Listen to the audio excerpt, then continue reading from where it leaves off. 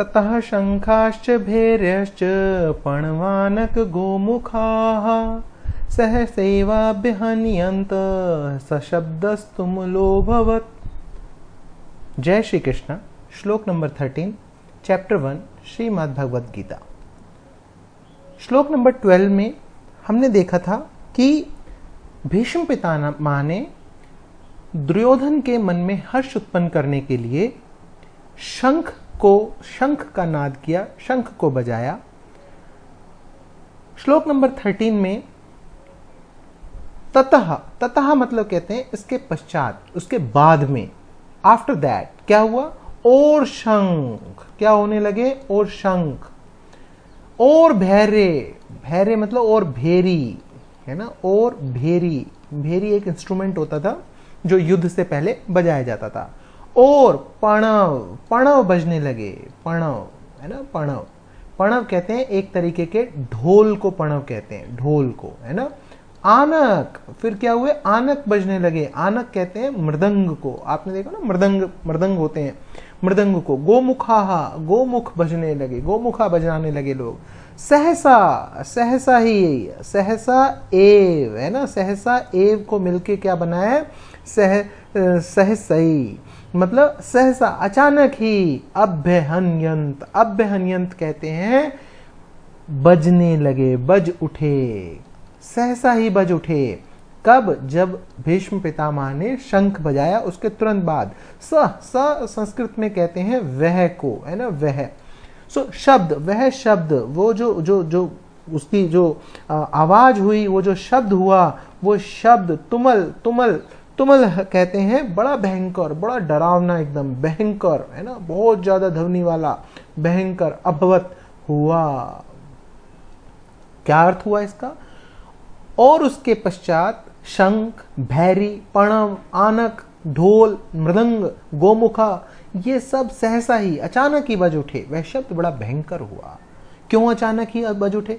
क्योंकि भीष्म पितामह ने दुर्योधन को हर्ष उत्पन्न करने के लिए, कल हमने देखा था ना, तस्य संजनयन हर्षम कुरुवृद्ध पितामहः सिंहनादम विनोदच्चै शंखम दधमो प्रतापवान। मतलब उनके हर्ष उत्पन्न करने के लिए, तस्य संजनयन हर्षम, हर्ष उत्पन्न करने के लिए एक बजाया था। लेकिन सबको क्या लगा कि हाँ युद्ध की शुरुआत हो गई, तो सबने अचानक ही, सहसा ही, अचानक ये सब बजने शुरू हो गए। जैसे अब शंख, आपको सबको पता है शंख क्या होता है। भेरी क्या होता है? भेरी को एक तरीके के नगाड़े होते हैं, आपने देखा होगा इस शेप के होते थे नगाड़े। अगर आपको ध्यान आ रहा हो ना, बड़े बड़े नगाड़े कई बार मूवीज के अंदर भी दिखाते हैं, कई बार और जगह भी ऐसे नगाड़े बजते हैं। तो यहाँ पे क्या होता है? बहुत बड़ा नगाड़ा ऐसे रखा है और यहाँ पे डंडों के साथ उसको पीट कर इस तरीके से जोर जोर से बजाया जाता है। तो ये होता है बेसिकली भेरी, या इसको आप कह सकते हैं नगाड़े, है ना। तो ये होते हैं नगाड़े। फिर क्या था? पणव एक तरीके की ढोल को कहते हैं। तो ढोल कैसी होती है? जो आपने देखा होगा ऐसे लकड़ी की या लोहे की बनी हुई ये ढोल होती है, चमड़ा उसके ऊपर लगा हुआ होता है। ये ऐसी बिल्कुल गोल सिलेंड्रिकल शेप के अंदर होती है। इसमें क्या होता है? यहाँ रस्सी बंधी हुई होती है, रस्सी गले में इंसान डाल लेता है और यहाँ से इसको डंडों के साथ पीट कर इसको बजाया जाता है। So this is called as a panav. ये पणव के तरीके से हम इसको जानते हैं। This is a kind of a instrument. ये इंस्ट्रूमेंट एक। आनक क्या होता है? आनक कहते हैं मृदंग को। तो मृदंग क्या होता है? मृदंग बेसिकली होता पणव के जैसा ही है। अगर आप इसको देखेंगे तो ये बेसिकली कुछ इस तरीके की शेप का होता है, पणव है ना। ये भी आपने देखा होगा घरों में, ये एक तरीके की पणव, ढोलक हो गया, ये एक तरीके की ढोल की हो गई है ना, ढोल की। इसमें क्या है? गोदी में इसको रख के और इसको हाथ से पीटा जाता है। इसको डंडे से नहीं, इसको हाथ से बजाया जाता है या हाथ से पीटा जाता है बेसिकली। ओके। गोमुखा एक ऐसा इंस्ट्रूमेंट होता है, इसकी शेप कुछ इस तरीके की होती है। देखो मैं यहाँ पे बनाने की कोशिश करता हूँ, बाकी आप कहीं से अगर आपको ये मिले ये चीजें तो जरूर देखिएगा। इस तरीके की एक शेप होती है गोमुखा। इसमें क्या होता है? फूंक से इसको जो है फूंक भर के इसको बजाया जाता है। तो ये अचानक ये सारे क्या होते हैं, ये सारे जैसे पहले क्या होता था कि अगर राजा कोई युद्ध लड़ने जाता था उसको एक उत्सव की तरीके से देखा जाता था कि ये एक उत्सव है ना, क्योंकि मान लो अधर्म के ऊपर धर्म की जीत होने के लिए आज कोई राजा लड़ने के लिए जा रहा है, इस तरीके से उत्सव में ये बजाए जाते थे जब भी कोई राजा जाता था, है ना। सो ये उत्सव के अंदर जो है ये सारी चीजें, जैसे घर में कोई पूजा हो तो पूजा से पहले मान लो शंख बजता है, इस तरीके से युद्ध में, युद्ध से पहले, क्योंकि क्योंकि उसको एक उत्सव की तरीके से ट्रीट किया जाता था।